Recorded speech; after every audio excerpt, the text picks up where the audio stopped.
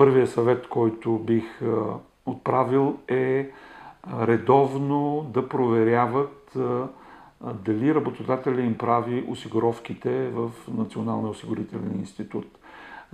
А това нещо може да се прави много лесно. Достатъчно е всеки човек да поиска от НОИ в съответната му структура, в града, в който живее, да поиска да му предоставят персонален код.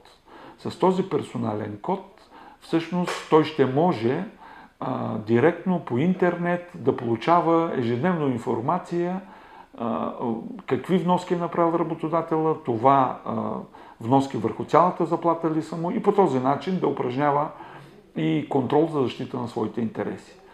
Но това нещо в един момент ще стигне до момента, в който той ще изпълни изискванията за възраст и за осигурителен стаж. Следващия ми съвет е внимателно да проверявам всеки, който ще подава документи за пенсия, дали има пълни документи за стажа, който е натрупал през всички години назад. Един от големите проблеми, с които се сблъскват хората, е, че в трудовите им книжки не винаги работата, която са изпълнявали, договорите, които са имали, са оформени правилно. И тогава, когато не са оформени, както е изискването на закона, тогава от НОИ ще поискат хората да предоставят така наречените УП-та. Това са едни специални удостоверения, където се вижда какво си работил, къде си работил, колко години, каква заплата си получавал, какви осигуровки имаш. Така че съвета ми е винаги, когато напускат предприятието, да искат това удостоверение. Особено важно е това удостоверение да се търси за трудовия стаж преди 2000-та година. След 2000-та година вече има така наречения персонален регистър и информацията в него е много по-точна, много по-прецизна, но преди 2000-та година нямаше такъв регистър и за това трябва да поискат от всички предприятия, в които са работили преди 2000-та година, да поискат такива удостоверения, такива УП 2 или 3.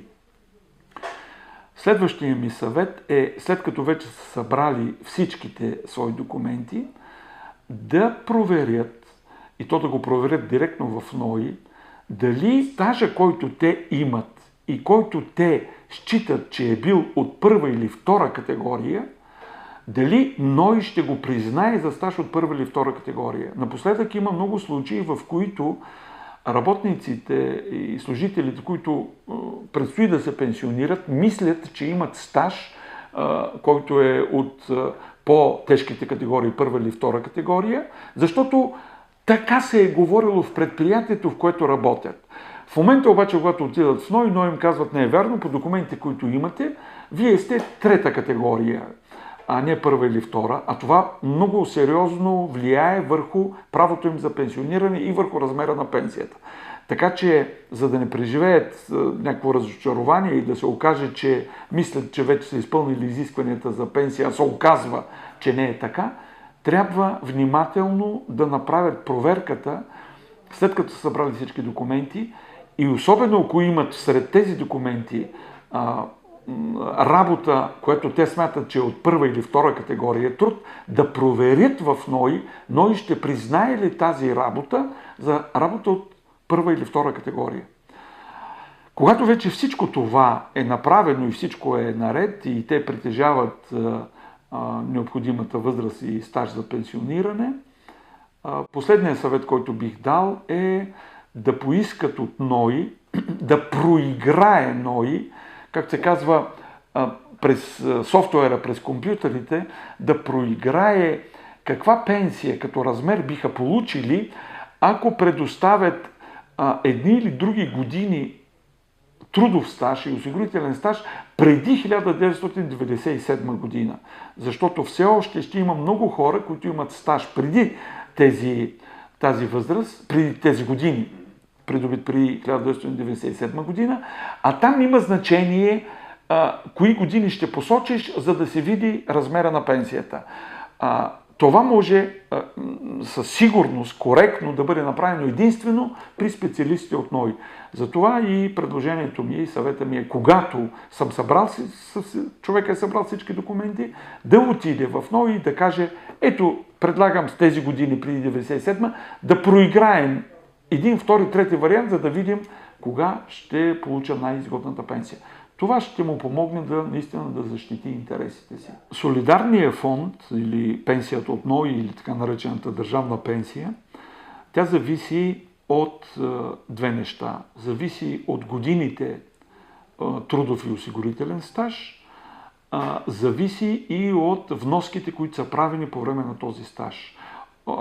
При този фонд не е възможно човек с задна дата да прави осигуровки. Тоест не можеш да внасяш пари в НОИ за минало време и това да се отрази върху размера на пенсията. Това е невъзможно. Това може да се прави в фондовете, които са на капиталов принцип. И ако човек има така наречения, в допълнителното осигуряване, ако има така наречения осигуряване от третия стълб, това е допълнителното доброволно осигуряване, там можеш да внасяш, колкото решиш, можеш да внасяш пари и след това да получаваш от този фонд една втора допълнителна пенсия на базата на сумите, които си внасял. Но това е невъзможно за държавното осигуряване.